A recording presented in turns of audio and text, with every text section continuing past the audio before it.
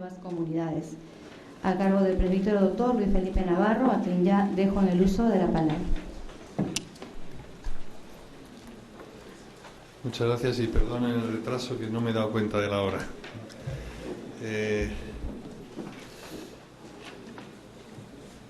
Tengo 20 minutos.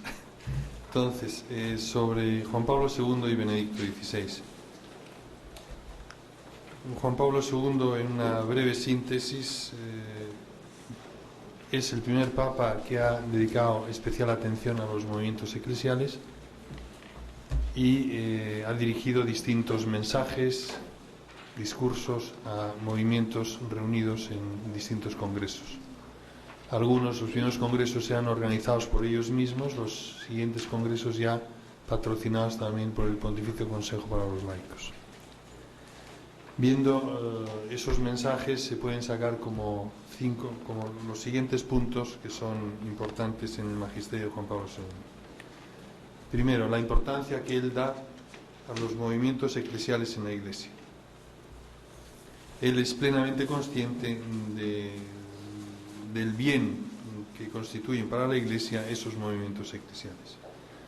Por ejemplo, en el año 98 decía: representan uno de los frutos más significativos de la primavera de la Iglesia que anunció el concilio. Y decía también: estos movimientos en la Iglesia tienen una función bien precisa y podemos decir insustituible. Es consciente que los movimientos nacen del impulso del Espíritu Santo. Y también habla que la Iglesia, como se fue citado ayer también, es en cierto sentido un movimiento, pues es la realización en el tiempo y en el espacio de la misión del Hijo por obra del Padre con la fuerza del Espíritu Santo. Primer punto, la importancia. Segundo, el papel fundamental, el rol fundamental del carisma en los movimientos. Y en este punto el Papa lo ha conectado siempre, el carisma, explicando que no existe una oposición entre carisma e institución, porque en la misma institución hay elementos carismáticos. Y de hecho dice: en la Iglesia tanto el aspecto institucional como el carismático, tanto la jerarquía como las asociaciones y los movimientos de fieles son coesenciales y concurren a la vida, al renovamiento, a la santificación, aunque en modos diversos. Ambas son igualmente esenciales para la constitución divina de la Iglesia fundada por Jesús, porque contribuyen a hacer presente el misterio de Cristo y su obra salvífica en el mundo. Tercera conclusión es que el carisma empuja a formar grupos de fieles. Y en este punto el Papa ha subrayado, y me parece que es interesante, que en uno de sus discursos cita precisamente el canon 215, como diciendo: este carisma lleva a crear asociaciones compuestas por fieles. Ese paso del carisma a la constitución de un grupo alrededor del carisma siempre ocurre, y esto lo subraya también Juan Pablo II, por el misterioso atractivo que el fundador ejerce sobre cuantos participan en su experiencia espiritual. Cuarto elemento, la importancia dada a la condición ontológica de bautizado. A pesar de la diversidad de sus formas, los movimientos se caracterizan por la conciencia común de la novedad, entre comillas, que la gracia bautismal aporta a la vida por el singular deseo de profundizar el misterio de la comunión con Cristo y con los hermanos. Es habitual en los movimientos eclesiales que lo que se pone de énfasis en el movimiento es lo que significa ser bautizado. Quinta conclusión, la necesidad de estar en comunión con la Iglesia. Y el Papa recordaba en el año 98 ese desafío. Se abre ante vosotros una nueva etapa, la de la madurez eclesial, que significa estar en comunión.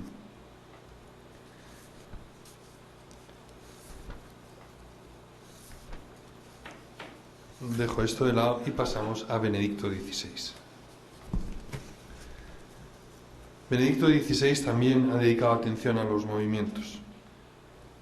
pero con la peculiaridad que este Papa dedica atención a los movimientos en algunas ocasiones muy especiales, como un Congreso Mundial de Movimientos que hubo en el 2006, este año también en el discurso que tienen ustedes del 2008, del 17 de mayo, que era una reunión con obispos, pero la característica de Benedicto XVI es que ya antes de ser Benedicto XVI ha tenido ciertas intervenciones en las que ha hablado de los movimientos. En primer lugar, aquella que fue citada tomada del libro El informe sobre la fe, del año 85, en la que, con una gran perspectiva histórica, se daba cuenta de la importancia de los movimientos eclesiales.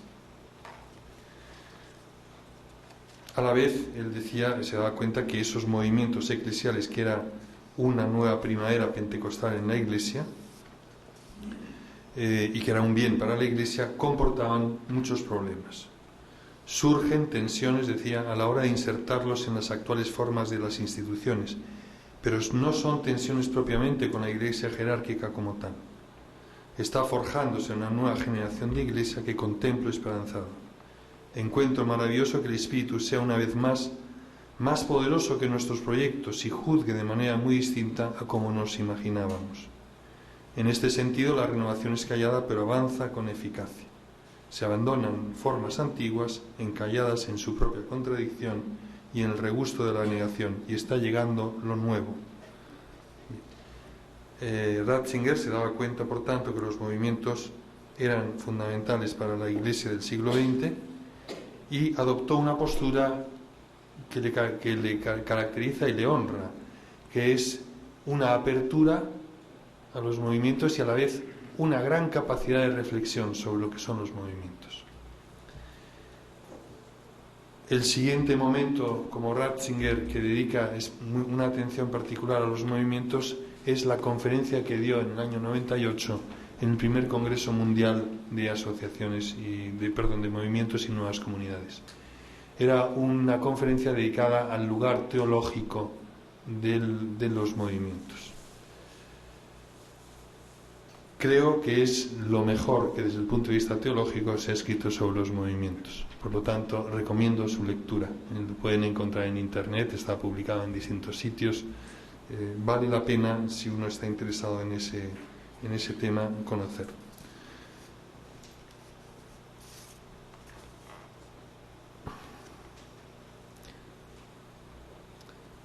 En el fondo, intento hacer una síntesis de lo que es el pensamiento en ese artículo.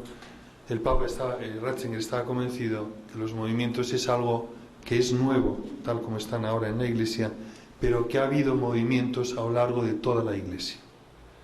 Él considera que todo lo que significa renovación en la Iglesia proviene del Espíritu Santo y esos son movimientos. ¿Cómo los coloca? Los coloca en un modo interesante, es en la relación que existe entre Iglesia particular e Iglesia universal, entre ministerio petrino y ministerio del obispo. El ministerio de los obispos en sus diócesis no es un ministerio cerrado en sí mismo, sino que está abierto y necesita también de algunos elementos complementarios que provienen de lo que es el ministerio petrino al servicio de toda la Iglesia universal. Y en este ámbito es donde se insertan los movimientos eclesiales como elementos que están junto a Pedro para el bien de toda la Iglesia. Hay muchos elementos, pero los hay. Otro hito en el progreso sobre la consideración o reflexión de Ratzinger sobre los movimientos es el diálogo que tuvo con los obispos en junio de 1999. Era un congreso, un seminario organizado por el Pontificio Consejo para los Laicos para obispos. El título era Los movimientos eclesiales en la solicitud pastoral de los obispos. Ratzinger había sido invitado a dar una conferencia, dijo que él no tenía tiempo para preparar una conferencia, pero que estaba dispuesto a tener un diálogo con los obispos. Y fue y tuvo un diálogo interesante en el que subraya especialmente cuál es el papel del obispo. Decía, Los pastores son quienes deben garantizar la eclesialidad de los movimientos. Los pastores no son solo personas que desempeñan un determinado cargo, son ellos mismos carismáticos, son responsables de la apertura de la Iglesia a la acción del Espíritu Santo. Nosotros, los obispos, decía, somos ungidos en el sacramento por el Espíritu Santo y el sacramento nos garantiza, por tanto, la apertura a los dones del Espíritu. El obispo es el responsable en su diócesis, de la Iglesia en su diócesis. A él corresponde dar el juicio último acerca de cómo deben comportarse los movimientos.